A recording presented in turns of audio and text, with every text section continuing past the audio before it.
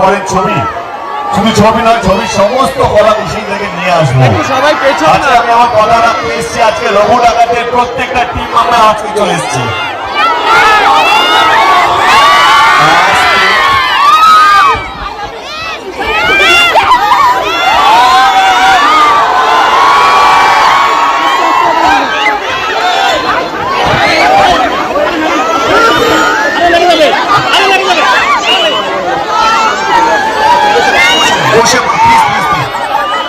বলছে আপনার যদি এরকম করে তাহলে আমাকে তাড়াতাড়ি চলে যেতে হবে। এটাই বলবো যে কার সাথে এসছো? বাবা মা কই? বাবা আমি যাবে এই রাস্তায় পৌঁছে দেওয়ার কাছে এই বিষয়ে যাচ্ছি।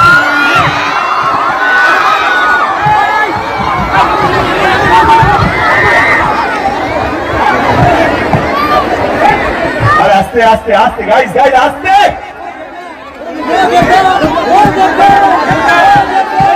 আজকে আমি আমার রঘুনাথের টিমের সাথে এসেছি। আমরা নর্মালি যেটা করে থাকি আর কি, কলকাতায় আমরা আমাদের ছবি প্রমোশন করি। আমরা ভুলেই যাই যে পুরো গ্রাম জুড়ে, পুরো বাংলা জুড়ে আমাদের দর্শক আছে যারা বাংলা ছবি দেখতে ভালোবাসে।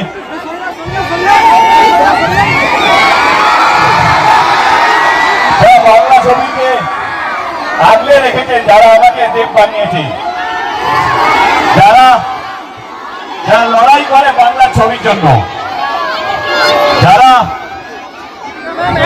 ঠাকুরের কাছে ঈশ্বরের কাছে প্রার্থনা করে যাতে তাদের হিরো যেন তাদের হিরো ছবি, সেই জন্যই আজকে বাংলা থেকে শুরু হয়েছিল আমাদের যাত্রাটা। আজকে রঘু ডাকাতে আজকে আমরা সবাই মিলে এসেছি আপনাদের কাছে আমাদের গান লঞ্চ করতে। বাংলা ছবির ইতিহাসে এটা কোনোদিন হয়নি। যতবারই আমরা ট্রেলার টিজার গান রিলিজ করেছি সেটা হয়তো কলকাতায় কোনো একটা মলে বা কোনো একটা সোশ্যাল মিডিয়াতে, কিন্তু ডিস্ট্রিক্টে এসে এরকম ভাবে আপনাদের সঙ্গে উৎসবের আগে একটা উৎসব সেলিব্রেট করা, এটা প্রথমবার হতে চলেছে।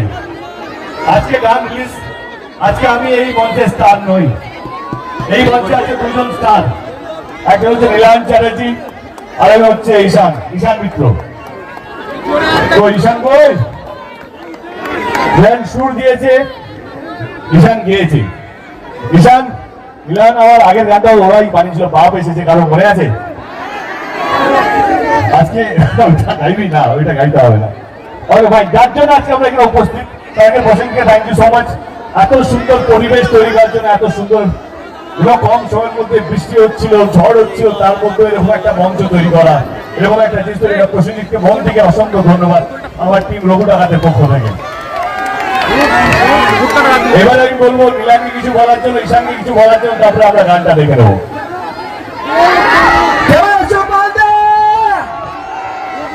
চলো আমরা বেশি কথা বলবো না, আমরা বলো জিজ্ঞেস করি ডাকাত দল নিয়ে যখন এসে গেছি এটা দল হবে নাকি? সবাই একসাথে হয়ে করবে না?